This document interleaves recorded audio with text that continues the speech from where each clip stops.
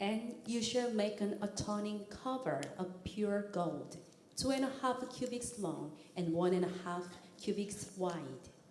순금으로 속죄소를 만들되 길이는 2 규빗 반, 너비는 1 규빗 반이 되게 하고. 아멘. 하나님께서는 성막과 그 기구들을 만드는 법을 구체적으로 지시하셨습니다. 제일 먼저 뭐에 대해서 말씀하시는 거 아니? 법궤에 대해서 말씀을 하십니다. 조각목으로 법궤를 만들라 지시하셨습니다. 10절 말씀, 그들은 조각목으로 하나님의 법궤를 짜되 길이는 2 규빗 반, 너비는 1 규빗 반, 높이는 1 규빗 반이 되게 하라 말씀하셨습니다. 완성된 법궤의 모습을 한번 볼까요? 예, 완성된 법궤의 모습은 스크린에 나온 바와 같습니다. 법궤는 성수에서 가장 중요한 부분이거든요. 그래서 모든 성물들 가운데 제일 먼저 지시하신 거예요. 법궤는 다른 단어로도 말할 수 있습니다. 언약궤라고도 할 수 있고요. 증거궤라고도 할 수 있습니다. 왜? 궤 안에, 그 법궤 안에 하나님의 언약의 판이 들어가 있는 거거든요. 다른 말로는 하나님의 증거의 판이 들어가 있는 거거든요. 하나님의 언약의 판, 하나님의 증거의 판, 그게 뭐예요? 십계명 2돌판입니다. 그거를 넣어 보관했기 때문에 언약궤라고도 이야기하고 증거궤라고도 이야기를 하는 거예요. 하나님은 법궤의 크기와 모양도 지정해 주셨습니다. 장이 1규빗 반이었고 넓이가 1규빗 반이었고 높이가 1규빗 반이었어요. 1규빗은 45.6cm입니다. 그러므로 법궤는, 하나님의 법궤는 가로가 한 114cm, 세로와 높이가 약 68.4cm 정도 되는 직육면체 상자입니다. 이 하나님의 법궤는 여러 가지 특징이 있습니다. 첫째로 재료의 특징이 있어요. 여기 쓰인 나무가 무슨 나무였을까요? 조각목입니다. 시띠나무거든요. 광야의 흔한 나무예요. 초란나무입니다. 이게 그림인데요. 광야의 흔한 나무, 초란나무, 시띠나무, 조각목입니다. 근데 그런 하찮은 재료만 사용된 게 아니었습니다. 그에 반해 금이 많이 사용됐습니다. 순금으로 그것을 싸되 안팎을 싸라 말씀하셨습니다. 또 위쪽 가장자리 돌아가면서 금들을 두르라 말씀하셨습니다. 11절, 12절 말씀에 보면 그렇게 하라 말씀을 하셨어요. 금은 여러분 너무 잘 알잖아요. 말할 것도 없이 가장 귀한 가치를 상징하는 대표적인 물질이 금이잖아요. 따라서 궤를 금으로 싸고 금으로 두르라고 말씀하신 것은 궤 속에 들어있는 것이 참으로 귀한 가치를 가지고 있는 것임을 말해주는 거죠. 자, 보세요 여러분. 두 가지 대조적인 주 재료로 법궤가, 하나님의 법궤가 만들어졌습니다. 하나는 조각목입니다. 하나는 금입니다. 뭘 의미하는 걸까요? 법궤는 우리 주 예수 그리스도를 상징합니다. 우리 주 예수 그리스도를 예표합니다. 법궤만 예수 그리스도를 예표하는 게 아니에요. 하나님의 성소도 예수 그리스도를 예표하고요. 성소 안에 있는 중요한 성물들이 다 예수 그리스도를 예표하는 거예요. 예수님은 어떤 분이십니까? 완벽한 인성과 완벽한 신성을 동시에 가지고 계신 분이 예수님이시죠. 흔해 빠진 조각목으로 법궤를 만들라 하셨습니다. 예수님이 평범한 인성을 가지고 세상에 오셨음을 상징하는 거지. 반면에 당시에 가장 귀한 그 순금으로 법궤를 만들라 하셨습니다. 예수님이 영광스러운 신성을 가지고 계신 분임을 의미하는 거예요. 이 점에 대해 성경은 다음과 같이 말씀합니다. 빌립보 2장 6절 이하의 말씀. 그리스도 예수님은 근본 하나님의 본체시나 하나님의 본체이십니다. 가장 고귀한 분이십니다. 그러나 하나님과 동등됨을 취할 것으로 여기지 아니하시고 오히려 자기를 비워 종의 형체를 가지사 사람들과 같이 되셨고 마치 조각목 같은 가치 없는 사람같이 되셨고 사람의 모양으로 나타나서 자기를 낮추시고 죽기까지 복종하셨으니 곧 십자가에 죽으심이라. 거룩한 성도 여러분이여, 가장 높으신 예수님이 가장 낮은 모습으로 나를 위해 우리를 위해 세상에 오셨음을 잊지 않는 성도가 되기를 축원합니다. 거룩한 성도 여러분이여, 여러분도 예수 그리스도의 마음을 품어 자신을 조각목처럼 겸손히 낮추기 바랍니다. 그러면 가장 귀하고 가치 있는 순금처럼 하나님께서 고귀한 자리, 영광스러운 자리로 끌어올려 주실 거예요. 두 가지 대조적인 재료로 만들라 하신 또 하나의 이유가 있습니다. 고린도후서 4장 7절 말씀하거든요. 우리가 이 보배를 질그릇에 가졌으니 이는 힘이 큰 능력은 오직 하나님께 있고 우리에게는 있지 아니함을 알게 하려 함이라 말씀하셨어요. 우리는 질그릇 같은 존재입니다. 다시 말해 조각목 같은 존재라 얘기해요. 근데 우리 안에 계신 주님은 보배로운 분이십니다. 다시 말해 순금 같은 고귀한 분이십니다. 우리가 이 보배를 질그릇 안에 가졌습니다. 우리가 이 순금을 조각목 안에 품었습니다. 여러분 알죠? 우리에게는 그 어떤 능력도 없습니다. 그 어떤 존귀함도 우리에게는 없습니다. 힘이 큰 능력, 힘이 큰 존귀함은 오직 우리 안에 계신 예수님께만 있음을 알게 되기를 축원합니다. 하나님의 법궤의 두 번째 특징, 거기에 손을 대면 안 된다는 점이에요. 출애굽기 25장 13절 이하의 말씀, 조각목으로 채를 만들어 금으로 싸고 그 채를 궤 양쪽 고리에 꿰어서 궤를 매게 하며 채를 궤 고리에 꿰인 대로 두고 빼내지 말라 말씀하셨습니다. 그림 한번 볼까요? 고리를 만들어 놓고 궤 고리를 만들어 놓고 고리에 채를 꿰었죠. 채를 꿰었는데 그 채가 저 그림보다는 더 길었을 것으로 추정이 됩니다. 채를 만들어 금으로 꿰고 궤 양평고리에 꿰어 궤를 매라 하셨습니다. 채를 일단 한번 고리에 꿰면 그 채를 빼내지 말라 말씀하셨습니다. 무슨 짓입니까? 법궤에 손을 대지 말라는 거예요. 여러분 알잖아요. 광야 생활은 이동하는 생활입니다. 광야 생활 중에는 늘 법궤를 운반해야 되는 겁니다. 이동해야 되는 거죠. 그런데 운반할 때 하나님의 법궤에 손을 대면 절대 안 되는 거예요. 채를 꿰어 매게 한 것은 사람들이 거룩한 거룩한 법궤의 몸체에 손을 대지 못하도록 하는 거였죠. 나중에 보면 하나님의 법궤에 손을 댔다가 목숨을 잃는 경우도 발생했습니다. 사무엘하 6장 6절 이하의 말씀, 그들이 나곤의 타작마당에 이르렀을 때 소들이 뛰어서 하나님의 법궤가 떨어지려고 하였으므로 우사가 법궤로 손을 내밀어 궤를 붙들었는데 하나님이 우사에게 진노하셔서 거기에서 그를 치시니 그가 하나님의 궤 곁에서 죽었더라. 성경은 증언합니다. 왜 이렇게까지 법궤에 손을 대지 못하게 하시는 걸까요? 하나님의 법의 존귀함을 일러주시기 위함이에요. 하나님의 계명의 존귀함, 하나님 말씀의 존귀함을 일러주시기 위함입니다. 하나님의 법도의 존귀함을 일러주시기 위함이에요. 하나님의 공의의 존귀함을 일러주시기 위함이에요. 법궤 안에는 뭐가 들었습니까? 십계명이 들어가 있죠.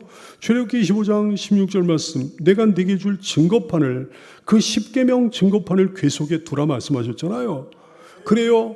그 속에 들어가 있는 그 계명은 생명의 계명이자 한편으로는 죽음의 계명입니다. 구원의 계명이자 한편으로는 심판의 계명입니다. 순종하는 자들에게는 생명의 계명이 되는데 불순종하는 자들에게는 죽음의 계명이 되는 거예요. 선택받은 사람들에게는 생명의 계명이 되는데 선택받지 못한 사람들에게는 죽음의 계명이요 심판의 계명이 되는 거예요. 여러분 기억하세요.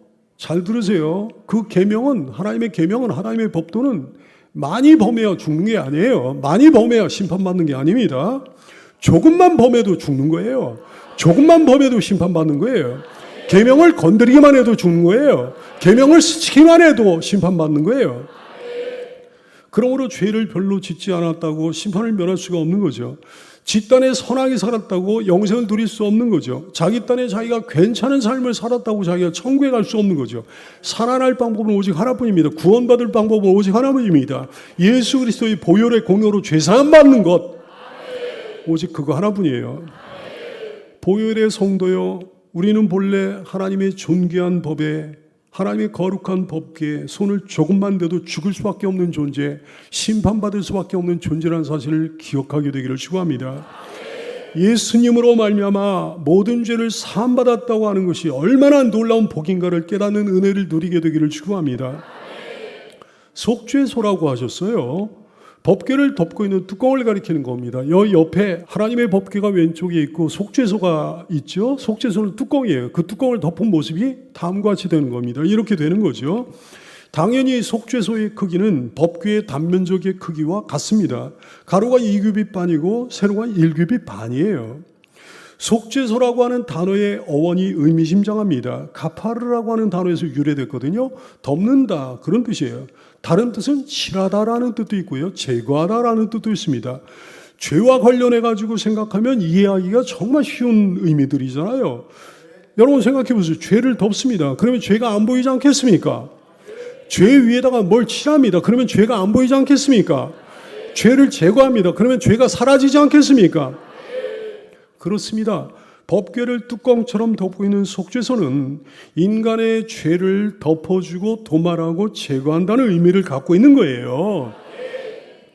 그러므로 오늘 우리가 읽은 영어 성경은 그렇지 않았습니다만 여러 영어 성경 번역본을 보면 속죄소를 일컬어 머시시트라고 번역을 해놓고 있어. 긍휼의 자비라는 뜻이에요. 자비의 자리라는 뜻입니다. 참으로 감사한 속죄소예요. 참으로 은혜로운 긍휼의 자리예요. 참으로 은혜로운 자비의 자리입니다. 나의 죄를 덮어주고 도말하고 제거하는 속죄소입니다. 나를 향한 사랑의 하나님의 긍휼의 자리입니다. 우리를 향한 사랑의 하나님의 자비의 자리입니다. 뭘 예표할까요? 예수 그리스도를 예표하는 거죠. 예수 그리스도의 십자가요. 예수 그리스도의 보혈이요. 예수 그리스도의 사랑이요. 예수 그리스도의 구속 사역이요. 보세요, 여러분. 성소의 중심부에 법궤가 있잖아요. 그 위에 속죄소가 있는 거잖아요. 그렇습니다, 여러분. 귀한 성도요. 이 성전의 중심부에 법궤가 있는 줄로 알게 되기를 축복해요. 이 성전의 중심부에 예수 그리스도가 계십니다. 이 성전의 중심부에 예수 그리스도의 십자가가 있습니다. 이 성전의 중심부에 예수 그리스도의 말씀이 있습니다. 그리고 이 성전의 위에는 주께서 흘리신 보혈의 자리가 있음을 알게 되기를 축원합니다. 이 성전의 위에는 긍휼의 자리가 있음을 알게 되기를 축원합니다. 궤 속에는 뭐가 있습니까? 증거판이 있습니다. 십계명 두 돌판이죠. 원래는 당연히 히브리어로 쓰여진 십계명 두 돌판인데요. 지금 이거는 영어로 이렇게 십계명을 써놨는데요. 고체 영어로 써놓은 십계명 돌판을 지금 여러분에게 보여주고 있는 겁니다. 증거판이 들어있는 이 궤는 무엇으로 덮는다고요? 속죄소로 덮습니다. 21절 말씀, 속죄소를 궤 위에 얹고 덮고 내가 내게 줄 증거판을 궤 속에 넣으라 말씀하셨어. 증거판은 뭐라고요? 하나님의 말씀입니다. 십계명입니다. 하나님의 율법입니다. 다시 말하면 그건 하나님의 공의를 상징하는 거지. 속죄소는 뭐라고요? 하나님의 사랑의 하나님의 긍휼의 자리라고요. 자비의 자리라고요. 십자가와 보혈의 은혜라고요. 그렇습니다. 하나님의 공의와 하나님의 긍휼이 어우러져 가지고 법궤를 구성하는 거예요. 우리는 하나님의 공의를 빼버려서도 안 되고 긍휼을 빼버려서도 안 됩니다. 공의를 빼버려서도 신앙생활을 할 수가 없고 하나님의 긍휼을 빼버려도 신앙생활을 할 수가 없는 거예요. 하나님의 공의를 빼버려도 하나님 앞에 나갈 수가 없고 하나님의 긍휼을 빼버려도 하나님 앞에 나갈 수가 없는 거예요. 우리는 마땅히 하나님의 지시의 말씀, 거룩한 계명의 말씀들을 빠짐없이 지키고자 애쓰고 노력하고 수고해야 됩니다. 그러나 제대로 안 돼요. 온전치가 않아요. 또 어기고 또 실수하고 또 법궤를 만지고 그러는 거예요. 또 하나님의 법도를 또 어기고 또 불순종하고 그러는 거예요. 그러므로 한편으로 우리는 나의 연약함과 죄성을 불쌍히 여기시고 덮어주시는 하나님의 긍휼의 자리로 나가야 되는 거예요. 그 긍휼을 굳게 믿고 의지해야 되는 거예요. 하나님의 공의 그리고 하나님의 긍휼, 이 두 가지 성품을 절대 잊어버리지 말고 기억하는 성도가 되기를 축원합니다. 거기에서 내가 너를 만나줄 거다 말씀하셨습니다. 22절 말씀, 거기서 내가 너와 만나고 이렇게 말씀하셨어.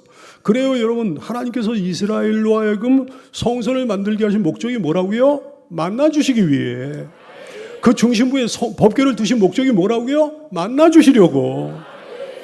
그렇습니다. 참으로 이전을 통하여 하나님이 여러분을 반드시 만나주시면 알게 되기 바라요.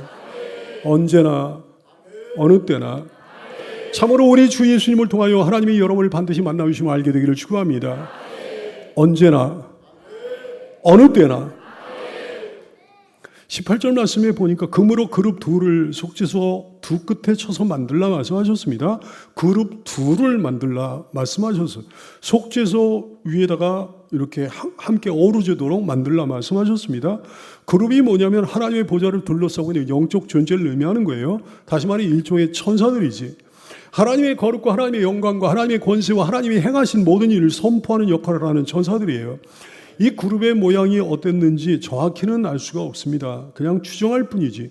성경 곳곳의 기록들을 종합해 보면 날개를 가졌고 사람과 비슷한 모양을 하고 있는 것으로 그냥 추정할 수 있을 뿐이에요.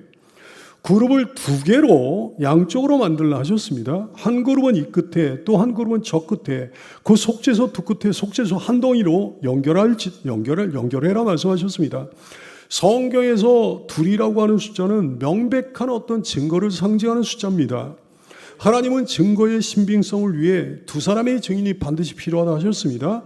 어떤 사건을 증언할 때 한 사람의 증언만 가지고는 증거로 채택될 수가 없는 거예요. 두 사람의 증인이 똑같이 증언해야 명백한 증거로 채택이 되는 겁니다.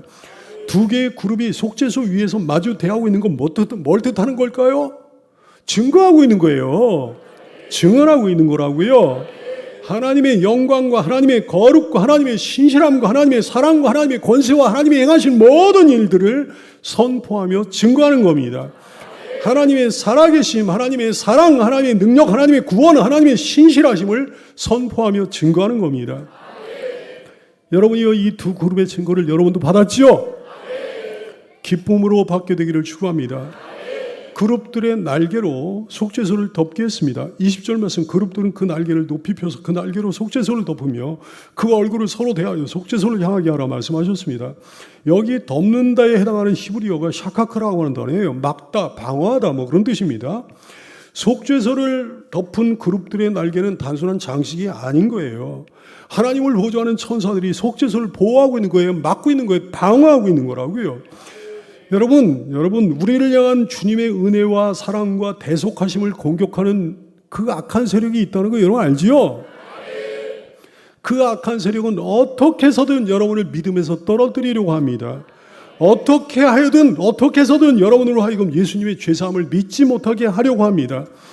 그러나 하나님의 특별한 천사들이 속죄소를 방어함으로 우리의 믿음을 보호해주고 있다는 사실을 알게 되기를 축원합니다.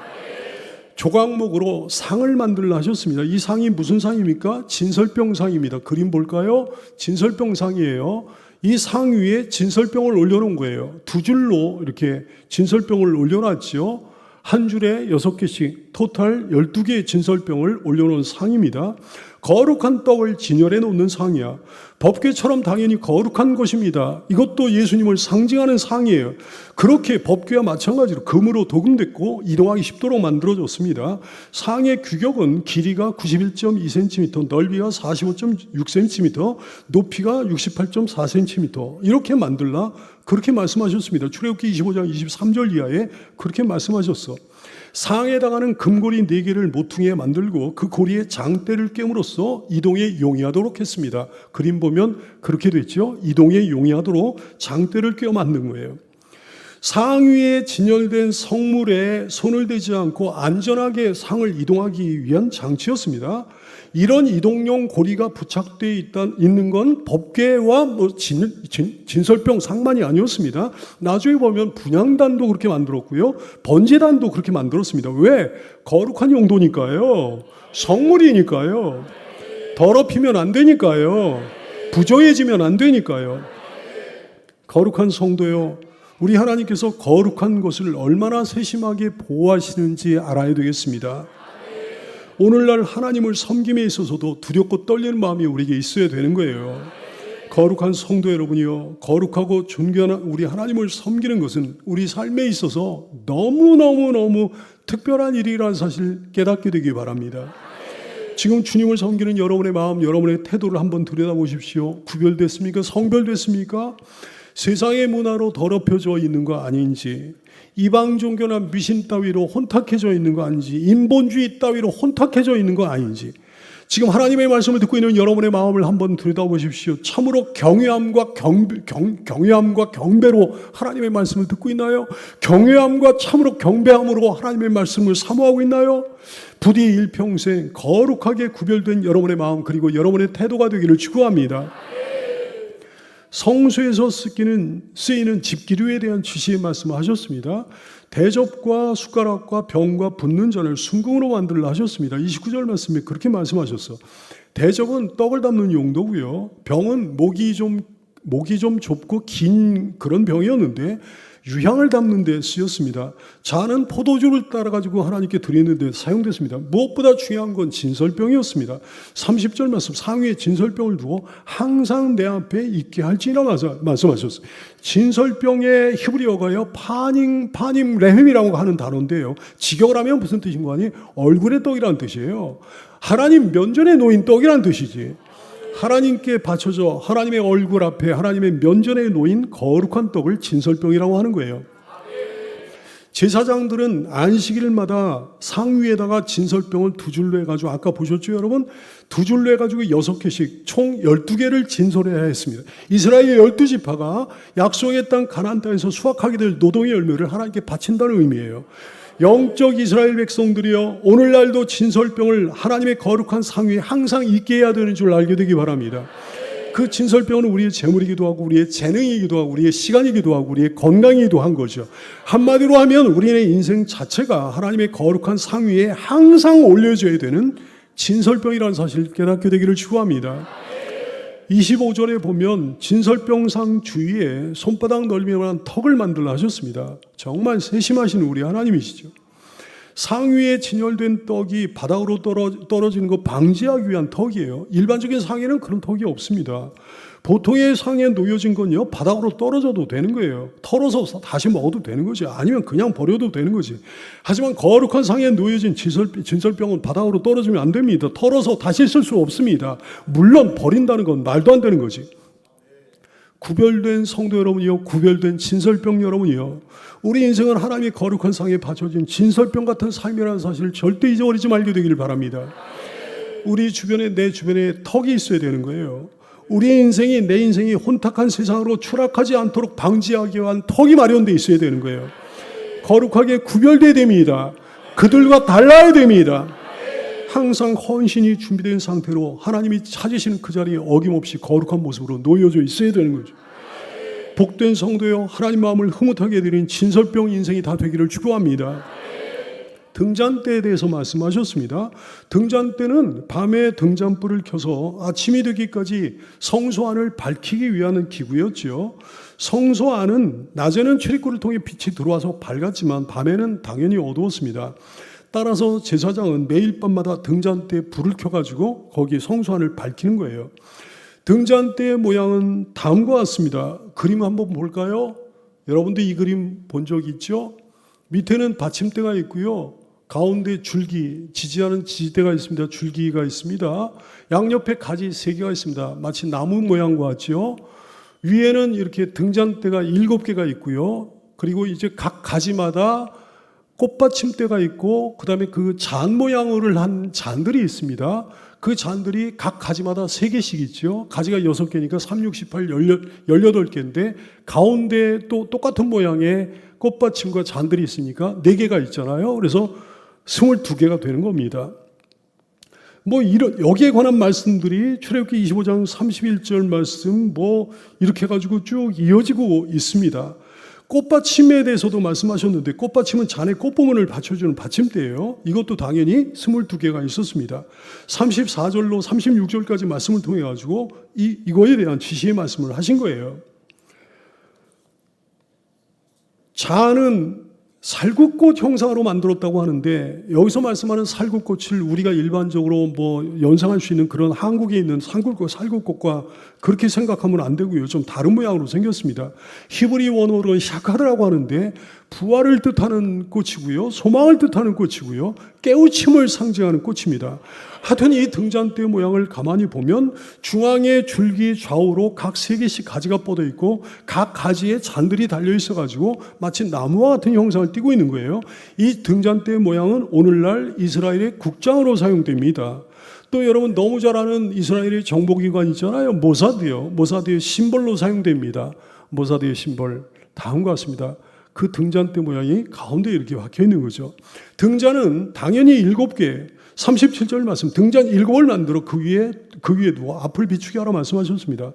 중앙에 줄기 위에 하나가 있고 좌우로 3개씩 뻗어 있는 가지 위에 각각 하나씩 해가지고 도합이 7개가 있는 거예요.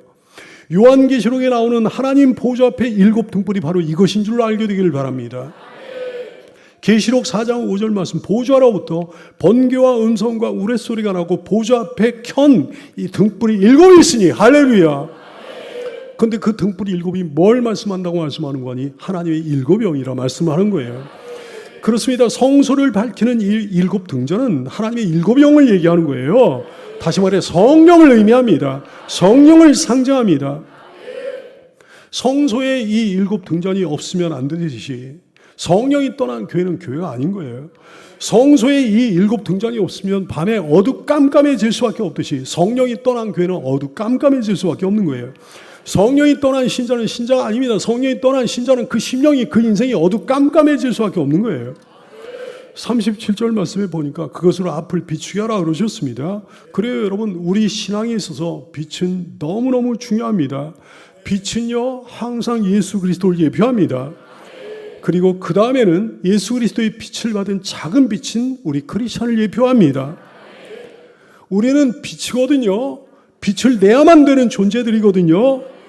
근데 우리에게서 빛이 저절로 나오는 법이 없다 이게. 성령이 떠나시면 빛이 꺼져버리고 맙니다. 성령이 거하셔야만 빛으로 앞을 비출 수가 있습니다. 늘 성령 안에 거함으로 빛을 비추는 성도가 되기를 축복합니다. 성령이 떠나심으로 어두깜깜해진 인생이 여기 한 사람도 없기를 예수님의 이름으로 축원합니다. 불집게와 불똥 그릇도 순금으로 만들라 말씀하셨고 등잔대와 그 모든 기구를 순금으로 만들라 말씀하셨습니다. 38절로 40절까지 말씀에 이런 말씀을 하신 거예요. 왜 순금으로만 만들어야 되는 걸까요? 순금은요, 중요한 특징이 있는데 화학 변화가 일어나지 않는 거거든. 그을리는 법이 없습니다. 타는 법이 없습니다. 그래요, 순금은 정결과 불변을 상징하는 물질입니다. 정결과 불변을 상징하는 순금으로 성전 안의 기구들을 만들라 하셨습니다. 사랑하는 여러분, 여러분은 이거 아나요? 우리는 성전 안에서 하나님을 위하여 주님의 몸된 교회를 위하여 쓰임받는 기구라는 사실 여러분 알고 있나요? 그래요, 여러분. 성소의 기구를 그런 순금으로 만들게 하신 특별한 이유가 있습니다. 성소에 관한 하나님의 사람들이요, 성소에 관한 하나님의 일꾼들이요, 정결과 불변을 유지하라는 하나님의 강력한 메시지예요. 너희들 정결하여라. 너희들 변하지 말아라. 변질되지 말아라. 순금같이 고결한 사랑하는 성도 여러분이요, 평생 순금처럼 정결하고 순금처럼 변함이 없는 신자가 되기를 축복합니다. 어떤 일이 있어도 세월이 아무리 지나도 변질되는 법 없이, 어떤 일이 있어도 아무리 세월이 지나도 그을리는 법 없이, 타는 법 없이 한결같이 최고의 상태를 유지하는 순금같이 빛나는 거룩한 성도들 다 되기를 예수님의 이름으로 축원합니다. 기도하겠습니다.